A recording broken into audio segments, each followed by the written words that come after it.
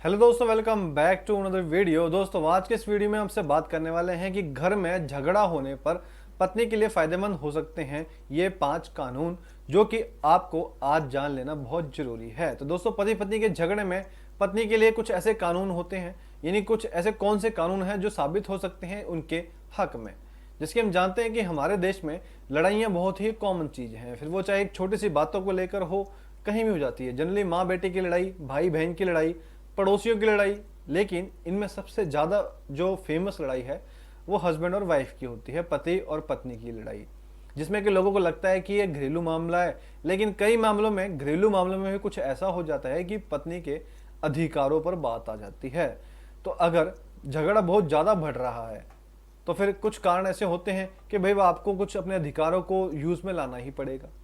ठीक है, अगर जो ज़्यादा छोटा मोटा अनबन तो देखो हर घर में चलती है, लेकिन जहाँ अगर कुछ ज़्यादा बढ़ रहा हो और पत्नी के अधिकारों का हनन हो रहा हो, तो आज की इस वीडियो में हम बताने वाले हैं उन 5 अधिकारों के बारे में जो कि कानूनन रूप से आपको मिलने चाहिए।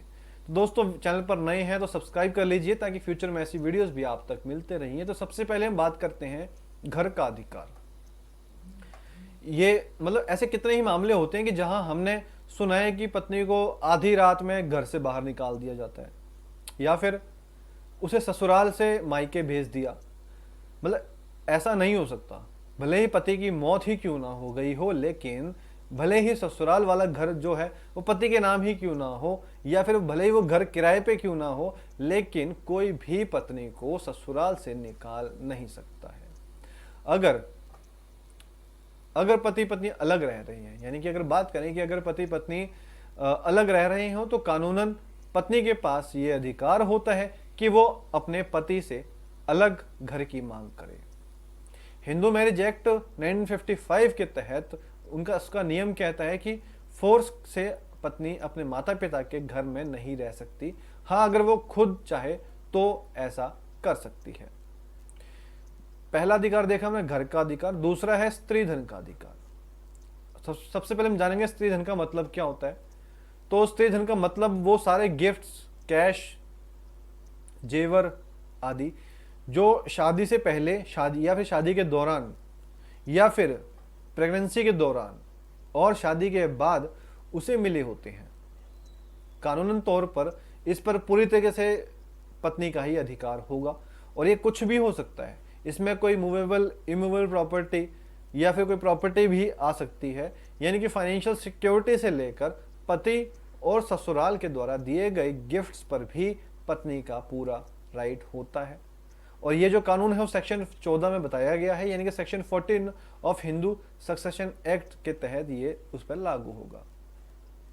तीसरा महत्वपूर्ण कानून है घरेलू हिंसा के खिलाफ कानून, जिसे हम डोमेस्टिक वायलेंस एक्ट 2005 यानी कि डीवी एक्ट 2005 भी कहते हैं, जिसके तहत एक महिला किसी भी हालत में, किसी भी कंडीशन में घरेलू हिंसा के खिलाफ रिपोर्ट, केस दर्ज करवा सकती है। इसमें जो फिजिकल हिंसा या शारीरिक हिंसा, इमोशनल, सेक्सुअल या आर्थिक हिंसा के रूप में जहां भी जबरदस्ती उससे प्रॉपर्टी, पैसे या फिर किसी प्रकार का कोई जेवर जैसे छीने जा रहे हो, या किसी भी और तरीके से कोई इल ट्रीटमेंट, जिसे हम कहें खराब ट्रीटमेंट भी हो रहा हो, तो हर चीज के बारे में उसे रिपोर्ट दर्ज करवाई जा सकती है।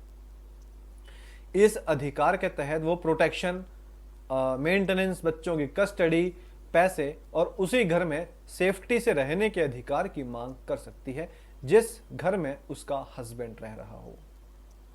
अगला चौथा मेन अधिकार है तलाक देने का अधिकार।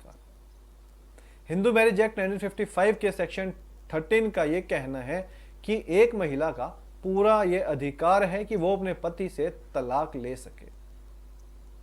भले ही उसके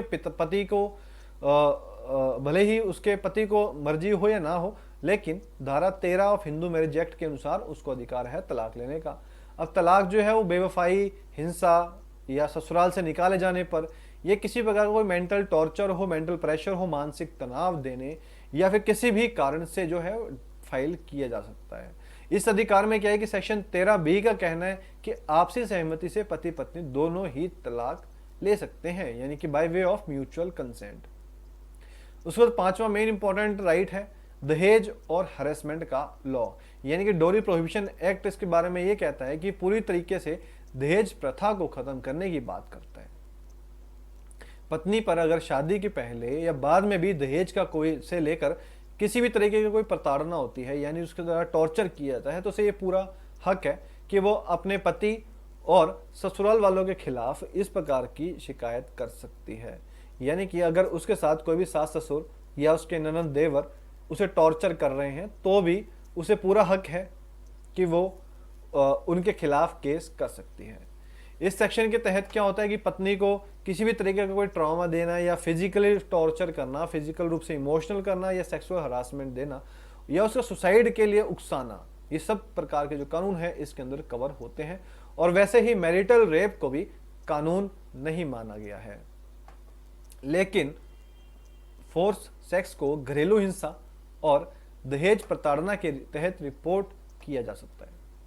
ऐसे ही कई कानून होते हैं जो कि वाइफ की, पत्नियों की सुरक्षा के लिए बनाए गए हैं, लेकिन अगर कोई इनका गलत इस्तेमाल करता है तो उसे भी कानूनन सजा मिलेगी। दोस्तों मतलब इसका कहने का मतलब ये है कि अगर आप भी बीइंग अ वाइफ के नाते अगर आप इसका मिसयूज करते हैं लॉ का, तो आपके खिलाफ भी उस पर एक्शन लिया जा सकता है। ऐसा बिल्कुल गलत है कहना कि भाई आगे प्रोटेक्शन के लिए बनाया गया है, लेकिन कोई इसका जो मिसयूज करेंगे, फायदा उठाने की कोशिश करेंगे, तो उसमें आपको उल्टा दाव पेच हो सकता है।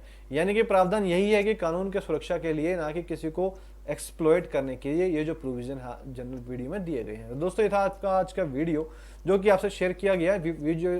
तो इस तरह की वीडियोस को फ्यूचर में पाने के लिए चैनल को सब्सक्राइब कर लीजिए, ताकि आने वाले वीडियोस और भी इंपॉर्टेंट टॉपिक्स पर आप तक टाइम से पहुंच सके। चैनल के साथ बने रहिए। मिलते हैं जल्दी दोस्तों आपको न्यू टॉपिक के साथ। Thanks for watching this video.